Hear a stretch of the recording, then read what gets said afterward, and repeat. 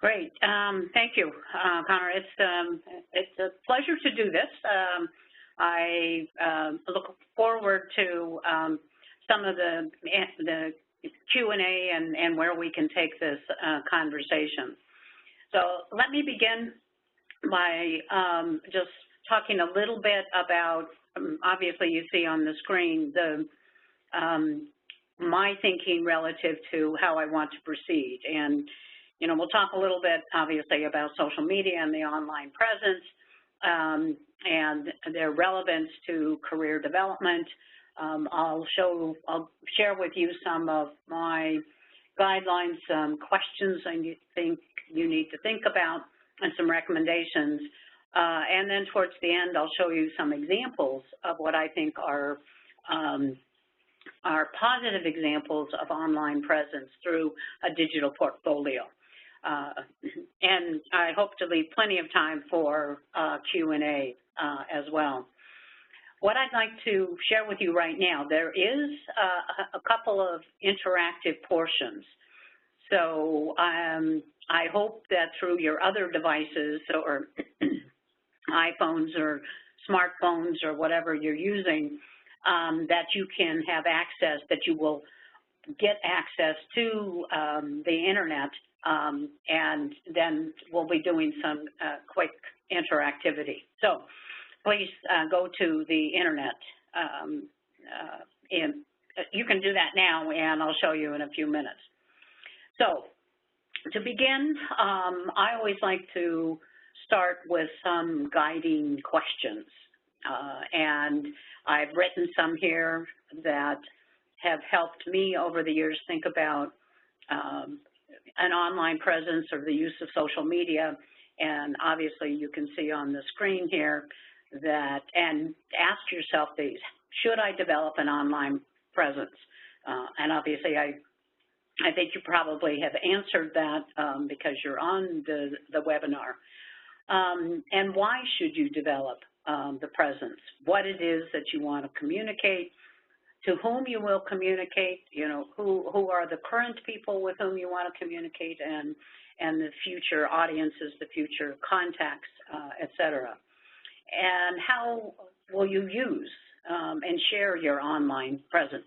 Because we can always build an online presence, but the value obviously is in sharing that. And, you know, what are the social media tools and platforms? There are a number of them, as I know you are well aware, but which ones might be best for your intended purposes? And I'm sure there are some other questions, but I will, we can talk about that towards the end. So going to the first question, should I develop an online presence?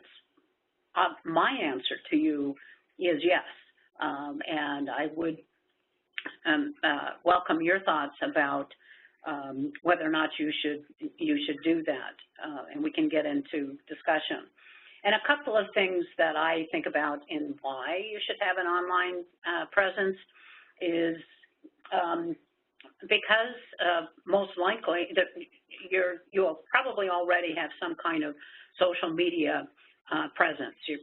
And you may be using multiple tools. And there's so much that goes on in the social media world that I think it is important that that you actively engage in social media.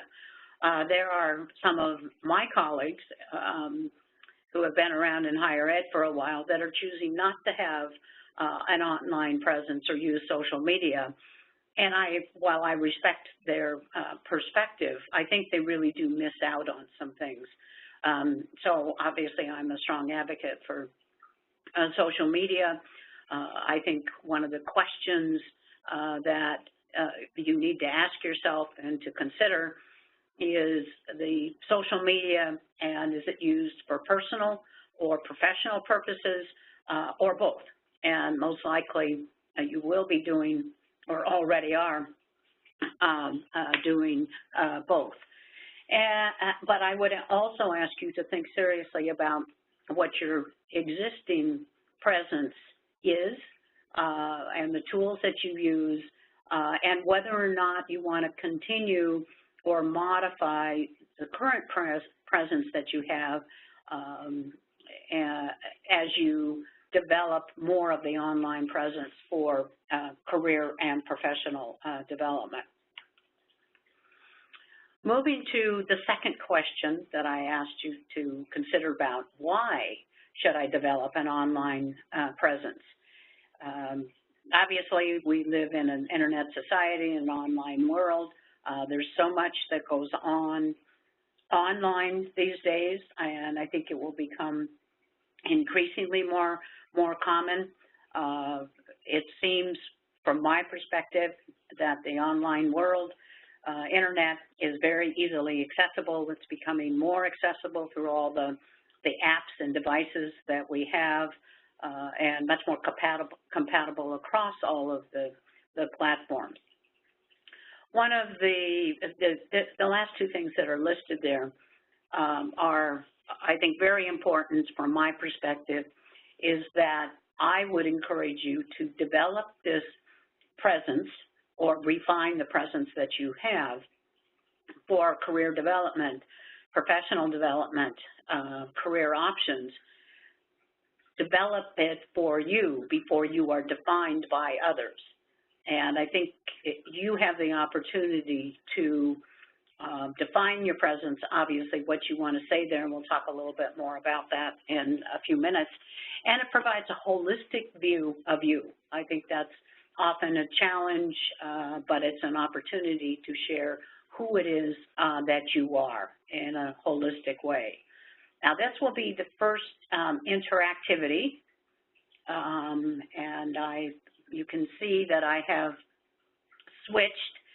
And so at this point, if you will go to www.menti.com, and as it says there, use the code 833515 and answer this question. And as you do so, and hopefully you will be able to do so, your answers will be shown on the screen. So I'll give you a few minutes to answer the question, why do you think an online presence is important? And what I can't tell is whether or not no one is actively playing in this, or you don't see what is on the screen. Or there's no one out there. But I assume, oh, there we go, okay. So keep answering the question, why do you think an online presence is important? Okay, you can continue to answer some of those questions, but the answers that I'm seeing, and hopefully you are seeing them on your screen as well, are some of the things that we will talk about, because it is about networking. It's getting to, it's reaching other people. It's personal marketing, professional marketing as well. So thanks for beginning that and participating in that. One of the key things in developing an online presence is, what do I want to communicate? What is it that you want to share with others? And obviously I put this in the context of career and professional development. So some of the things I have listed here include your academic preparation. You know, those of you who are at the webinar, I understand are undergraduate, graduate students, maybe some postdocs and others. So it'd be important to share about your academic preparation. As you pursue, as you participate in research and scholarly endeavors, that would be something else that would be important to share. If you're headed into a higher education or a teaching learning world, then it would be important to provide information about the teaching experiences. It could also be what's not listed there, but your administrative experiences as well, and volunteer. There may be a number of things. Accomplishments and awards, you know, reflections that you have. In a few minutes, I'm going to talk about blogging, which I think is a place where you can offer some of your reflections. Obviously, it would be important for you to share your personal and professional background, obviously your skills, your knowledge, your interests, and a lot more. So in the theme of a lot more, here's another interactive.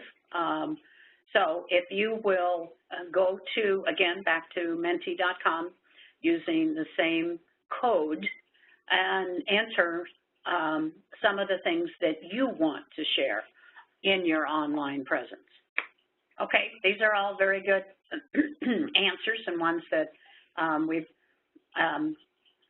can talk about a little bit more as well. So let me jump back, and there will be one more of the interactive menti.com ones, and it's coming up here because one of the questions you need to consider is, to whom will I communicate? You know, what are your current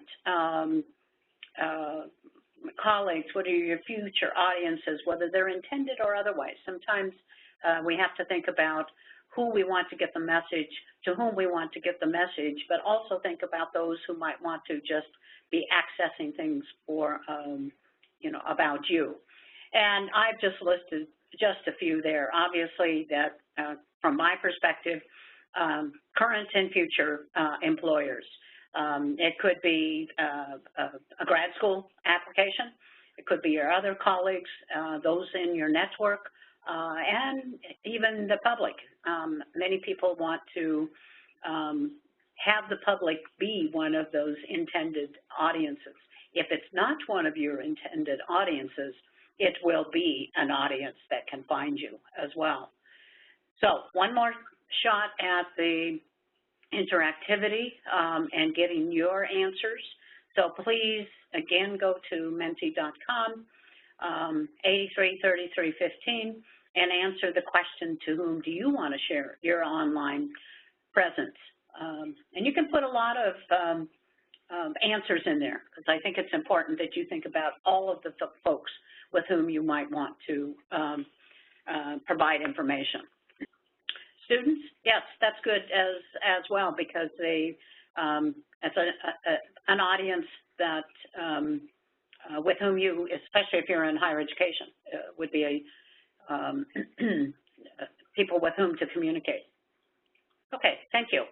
I can make those available, the graphics, if anyone has an interest in seeing these after the presentation.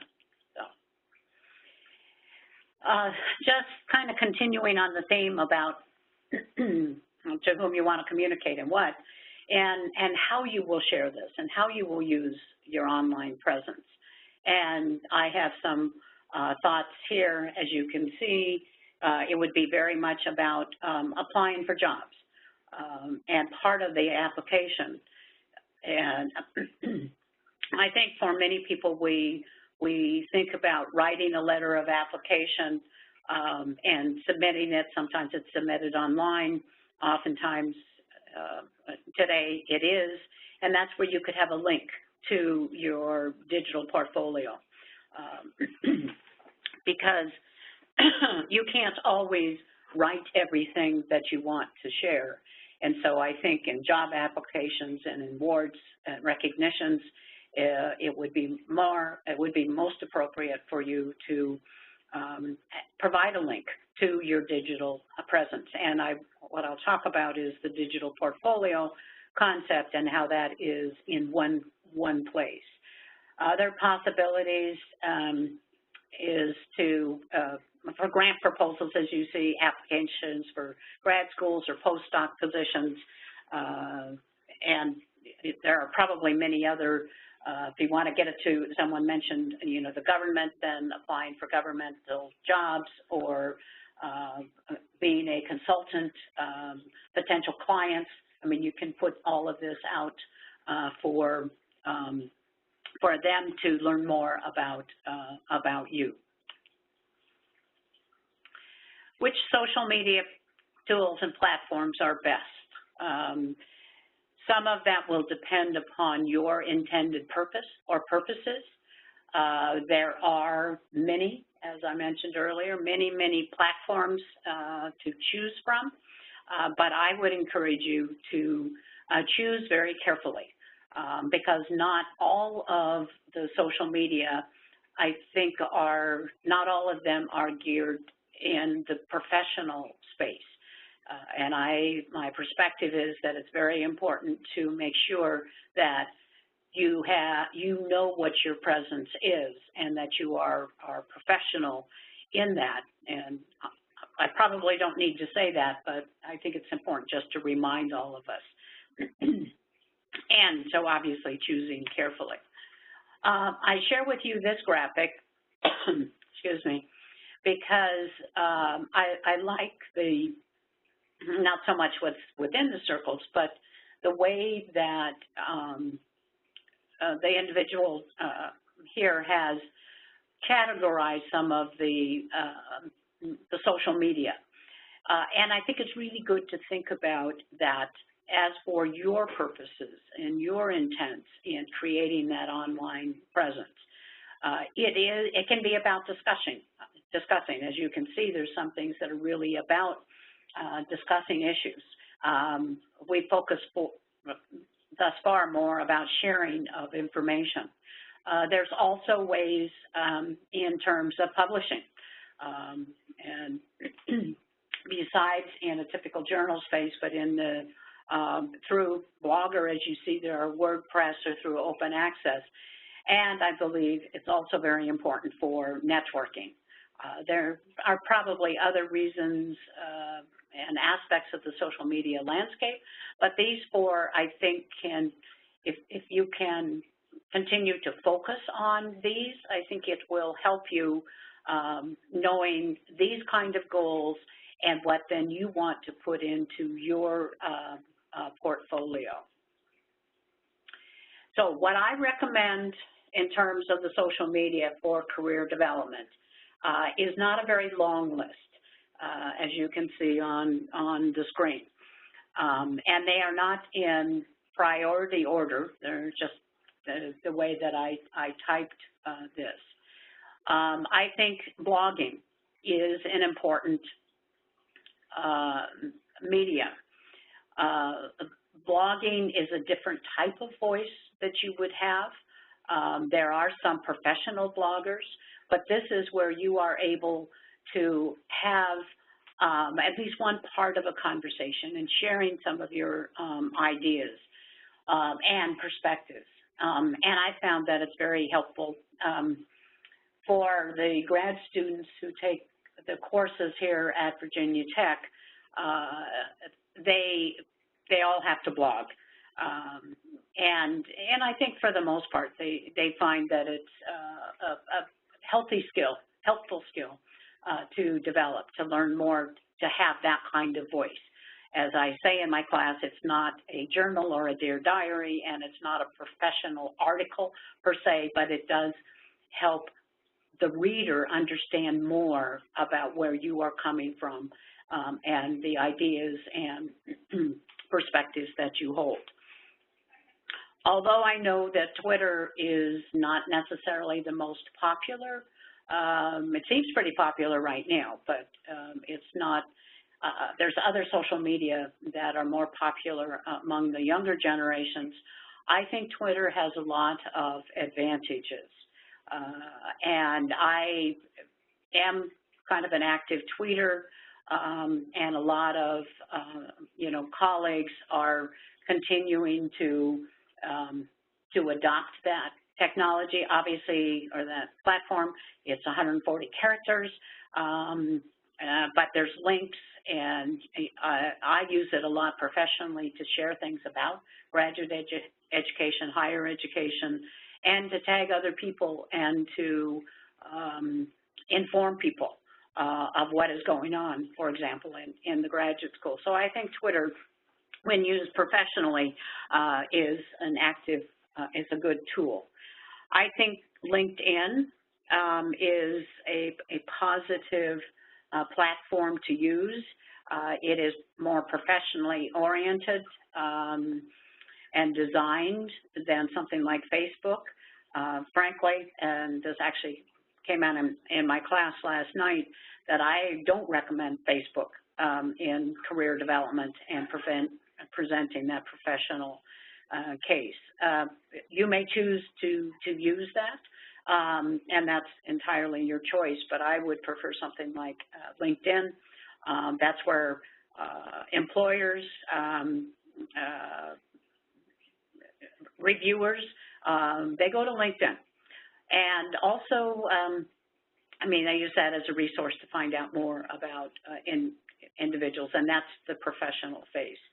ResearchGate, some of you may be aware of that, or other, similar type programs. I don't utilize these as much, but I think there's value in being engaged with that, so that your publications or presentations are accessible and that you can communicate in that world. What I do recommend, and I'm going to spend the rest of the time talking about, is the concept of a digital portfolio. And I believe it is important for you to have one place, one online presence where you have the materials about yourself. It is a portfolio. And the architecture world and the artist world have used the concept of portfolio very well over the years, although it's primarily been it was paper in the past and now it's online, to where examples of your work, the materials, the background information, all of that is in one portfolio, and now we have wonderful advantages, I believe, because it is in the digital world. Before going to some of those examples, just a couple of things that I wanted to share here about professional attribution, because the question comes up or has come up here at Virginia Tech. How do I, quote unquote, name myself in these? And I think we can be very casual in our personal lives, but I think in our professional lives, we need to recognize when we are speaking with a professional voice or official voice that it is likely different than the personal voice. And as you see on the screen, and this is would be commonly understood, I believe, that in publications, presentations, interactions with the public, like with the media or legislature, then I think one needs to be very clear about their official affiliation with the university, if that's where one is, including the department, the degree program, the title, the position that one has, and the status. And if it's not within the university setting, then it still needs to be with the employer. So if you are a biochemist and that's your official title, then that would be important to put there. If you're a master's candidate seeking a degree in dairy science, I guess, then all of that would need to be official, the official affiliation. If your social media presence is for professional use primarily or use only, then I suggest that you use those guidelines above. I've been asked about several times around here about the social media. If it is more personal, then I believe that's one's individual choice. That's not for me to dictate how you present yourself in a personal setting, and it's up to the individual to decide. My only comment would be the social media is visible, and people will find you, your personal and your professional and media presence. And in terms of a digital portfolio, which I'm going to show this, I believe this is a primary way in which you can develop that presence for in career development, and obviously it should be very professional. So the reason for some reasons for developing your own digital portfolio, and this is not a LinkedIn site, and I think it is more than a website. It is the intention of bringing the holistic view of you, having your voice be present in that, so it is very clear that you are able to present who you are in the best light and with the various examples. I believe that I would encourage you to consider the digital portfolio because it provides flexibility, innovation, and creativity to develop and send the messages. You can, in this manner, develop your own look, feel, and content. It's up to you to put it together, and I'll show you some examples. Obviously, you control your own messages and how people follow you, or how you invite people, how you use social media, other links of social media in there, and the format. It gives you that creativity. This is also for consistency and for quality control. In developing a digital portfolio, you can do it without the social media like the blogs and Twitter, YouTube, and others. But I encourage you to think about or to utilize the platform, whichever one you might choose, to then link with and showcase some of the blogs so that it is an ongoing voice that you have, not just the static product, static meaning just at any given time, but that it is active, engaging. For example, with the blogs, if you do that, people can follow your blogs. People can follow your tweets. They can find your YouTube. And it's all connected from your digital portfolio site.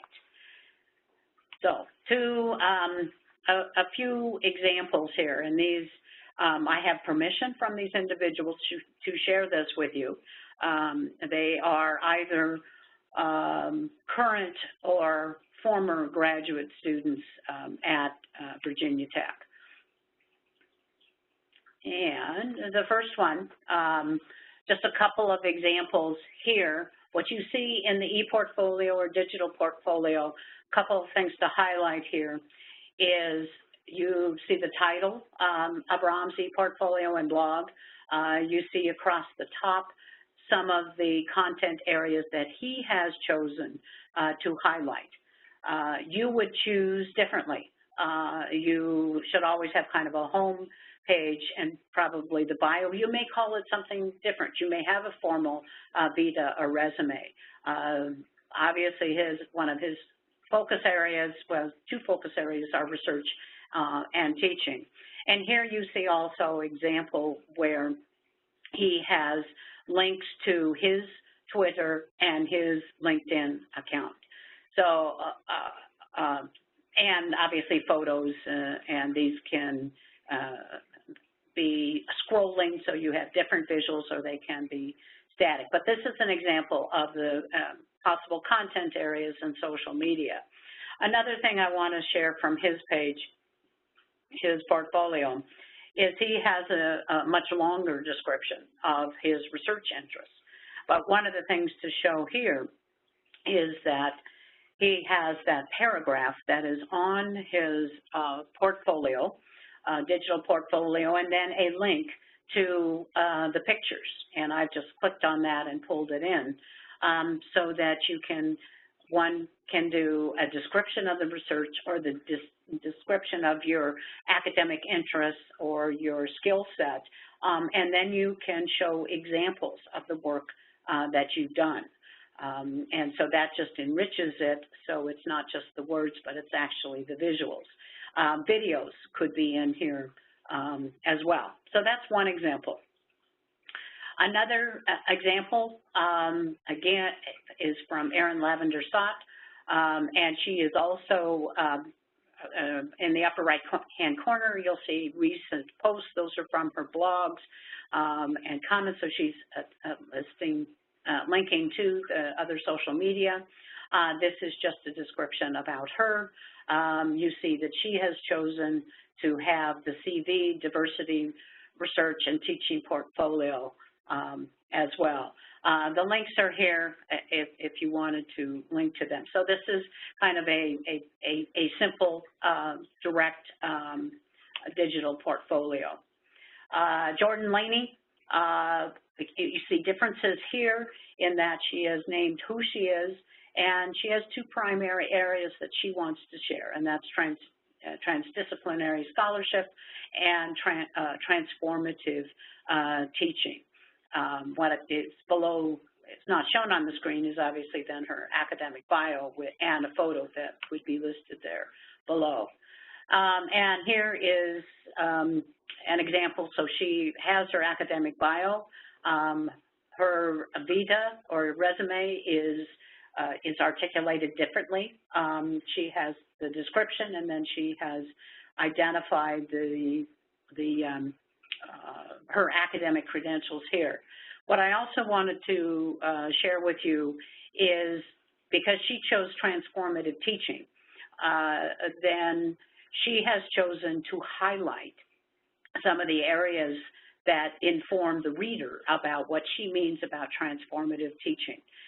There's an example of the courses she's taught: Intro to Appalachian Studies, Teaching the Novel, and also Southern Music course, as well as providing the reader with a teaching philosophy. For those of you who are headed into academia, I think it's really important to identify a teaching philosophy.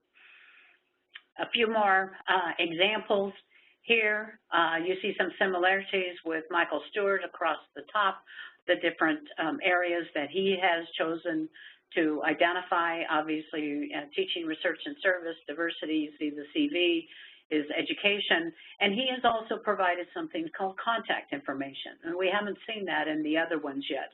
So that if you were to click on that in a live setting, then you would be able to find the specific contact information for Michael. Most of the individuals will have that.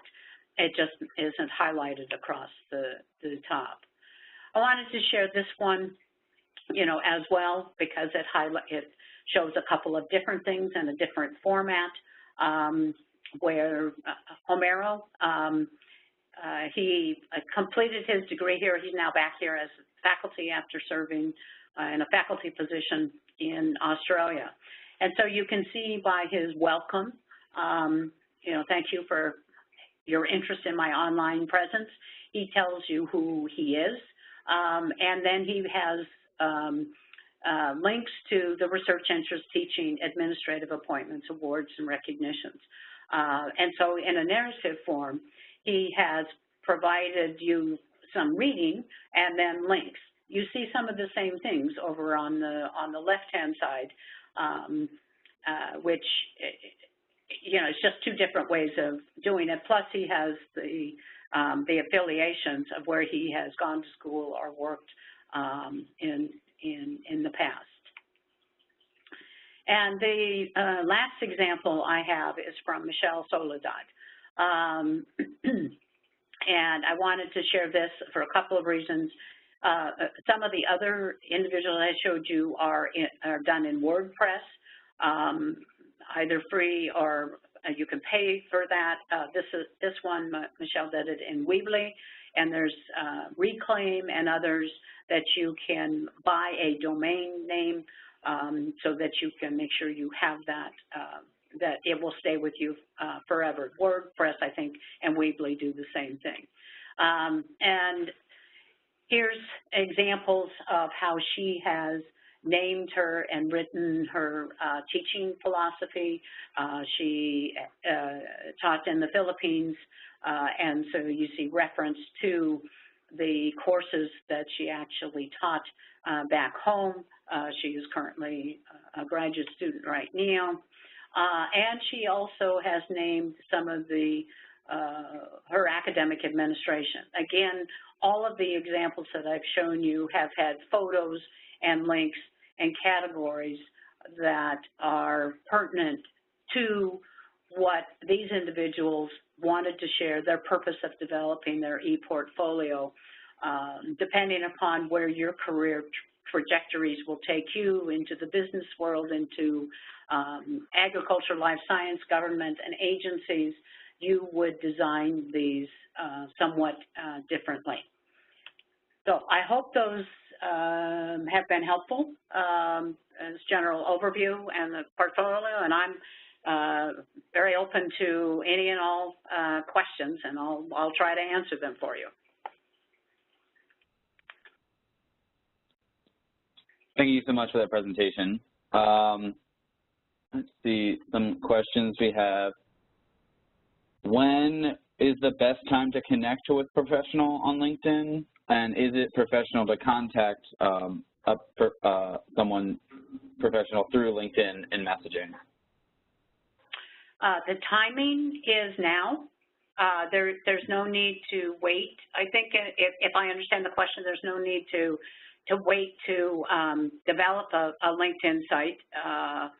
And it is perfectly acceptable to contact someone through LinkedIn. Now, LinkedIn has their format and approach, but people who are engaged with LinkedIn, I think for the most part, they are excited when somebody wants to join them professionally. Now, LinkedIn also has the, you can, I can't remember what it's called, but it's not being a friend, but connecting with them. But you can go beyond that so that you're not just a LinkedIn connection, but if you want to specifically engage, you like some of the interests that they have, then you can contact them directly as well. Okay. What should I include in my LinkedIn header? The general advice would be those 2 or 3 main things that you want to say about yourself. It could be who you are, where you're from, and where you went to school, but I think it probably should be more aspirational or more general. And I would not say, young professional looking for a job. That's probably, but it really is more about if you think about the 3 main things that you want somebody to immediately see about you, that sends a message about who you are. Those are the things that I would put in the headers in LinkedIn. Okay. It's kind of like how one would in the Twitter world, in the kind of the description, some people write their title, which is what I tend to do, but some people will explain a little bit, more about, who they are and their interests. So it's the messages that you're comfortable with and you want to share with others. So, sorry, Connor. You're fine. Let's see. With the online portfolio, how should I include that in a conversation? Like during a face-to-face interaction? Good question. It's obviously fairly easy when you have something in writing and you link to it. But I would encourage people to mention that you have a digital portfolio and some of the things that one could find there, like you're having with a colleague with whom you may want to, might look for a job or look for a partner in research or in business or innovation, that you can direct them to that and indicate, for examples of the work that I have done, for examples of some of the courses I've taken, my interests in my career. You can just mention it. You could actually put it on a business card. You could, so as even though business cards are kind of going out of style, but, or write it down or make sure that they have that reference, and then make it available. So I would mention it. Okay. And the last one I have right now is with the current trends in technology and online, how should I go about keeping up and updating the online presence? That's a good question, and I think what we have to do with our online presence, whatever it is to be active. We don't want to be in a situation where the information is 2 years out of date. So it's more of a routine that we get into. And I think that's really the beauty of a digital portfolio is because you can create the digital portfolio. You can do blogging once a month, which is what I try to do when there's something that, you know, a presentation or a new research interest or skill that you have developed, then you can just go in and add to that into the digital portfolio. So it should be dynamic. And it takes discipline. It takes routine. So it's not just building a website that just sits there, but it's active engagement with that you revisit. I would say, you know, once a week or, you know, or more as you have the updates. Okay. What is replacing business cards? Well, I still see a lot of business cards around. I think some, well, that's a very good question because I see a lot of them and I don't carry as much because there's so much about us that are online. So it's giving, people can find a website like for the Virginia Tech Grad School. They can find portfolios. So I think it is communicating, I think it's our digital presence, which is making more of a statement than a business card. But what we have to do is make sure that people know how to find us. But actually, they can find us. All they have to do is Google names and contact, and a lot more information, you know, comes up. So where the business card communicated how to reach each other, we say that verbally. We do it in a tweet. We put it in our blog or e-portfolio. There's multiple ways, or in LinkedIn, there's multiple ways of transmitting that information.